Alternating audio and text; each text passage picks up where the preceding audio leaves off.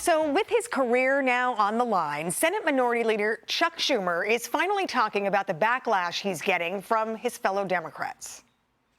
In my caucus, for instance, I knew there would be divisions. Have you spoken to Jeffries since the vote?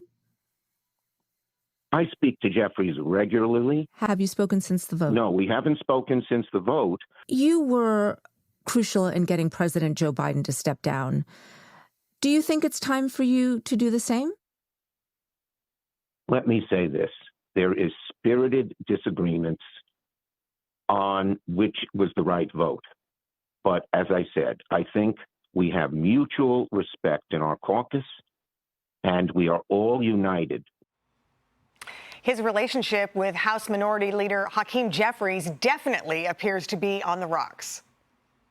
I do expect to have a conversation with him at some point later on today. Look, Chuck and I disagreed as it relates to the approach and outcome relative to what we viewed as a reckless Republican spending bill and the effort to try to jam these cuts down the throats of the American people. Schumer could be on his way out if some Democrats have their way.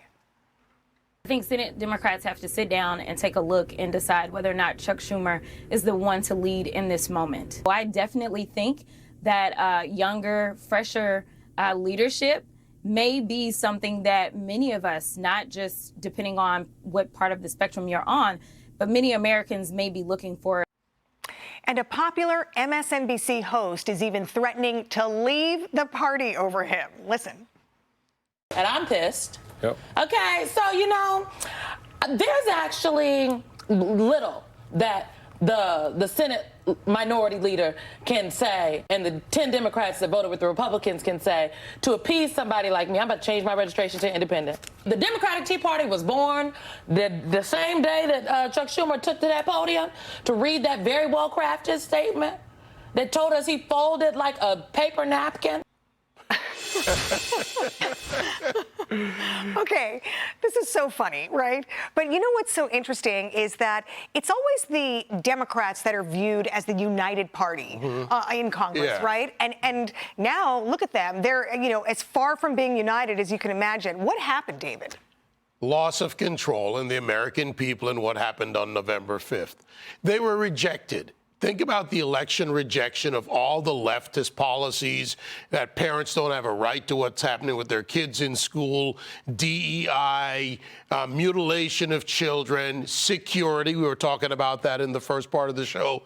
The fact that the economy was headed in the wrong direction because of their deliberate actions and overspending, and they told us it was just transitory when it came to inflation.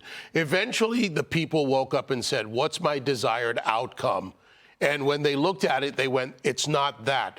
Look, Simone Sanders, I don't know who's watching her anymore when she speaks, but nobody that's watching her is going to come over to the Republican side soon unless they're just watching for the laughs of it. So let them self-destruct, let them go further left. I hope they keep going, and I have 4 words.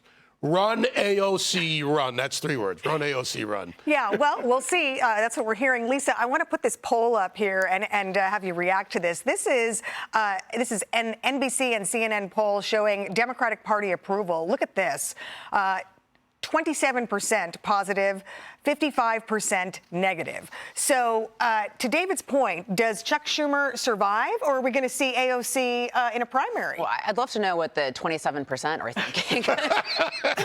They're crazy. They're not. I think this is just an excuse to try to push Chuck Schumer out because the justification and their argument against him is not sound. You had 10 Democrats in the Senate voted to end debate. They voted for cloture.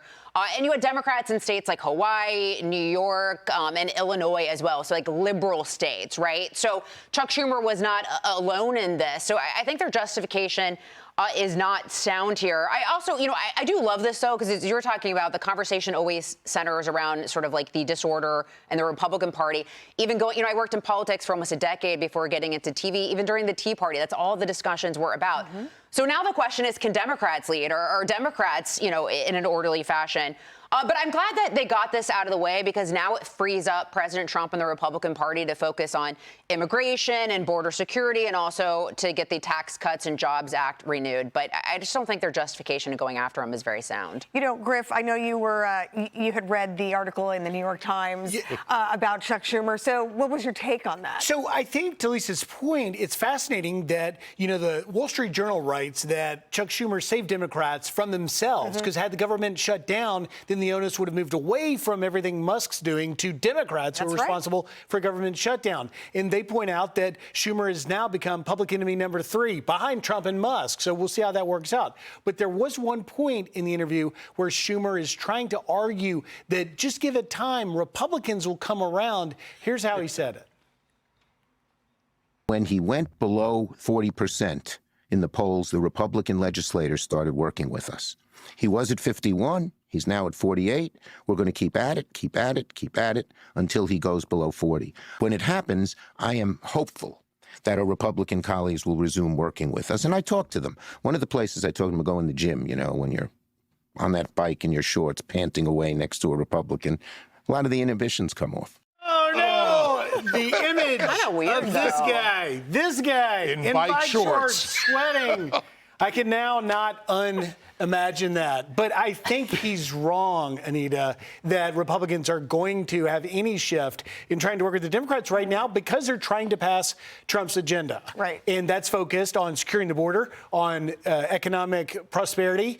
And, you know, you just saw all of Trump's nominees essentially get confirmed. So they're in lockstep. So we'll see if Schumer's prediction is true, comes true. One other point, sorry, I had a brain fart. One other thing I wanted to add is a lot of these Democrats already voted for the same funding levels under Joe Biden. So they're making a big stink out of nothing. Yeah. That was what I had a brain fart. It happened. In their bike shorts, in the I know, but gym. why did God, you do no, this I to us, can't. Griff? Next to Chuck Schumer. Guys, and at the end of the day, It's seared in our minds now. Nightmares tonight, Griff. no one wants a government shutdown also, right? I mean, come on. I would take a government shutdown over having to think about Chuck Schumer in his bike shorts. But here's the thing. Donald Trump never cared about the polls. He focused on the issues. Issue-based polling is different than favorability, and the American people are united because they align with the Trump agenda, with the American agenda. The Republican Party moved to the people, not the other way around. All right, and guys. that's not going away anytime soon. Got to leave it right there. Hey, Sean Hannity here. Hey, click here to subscribe to Fox News YouTube page and catch our hottest interviews and most compelling analysis. You will not get it anywhere else.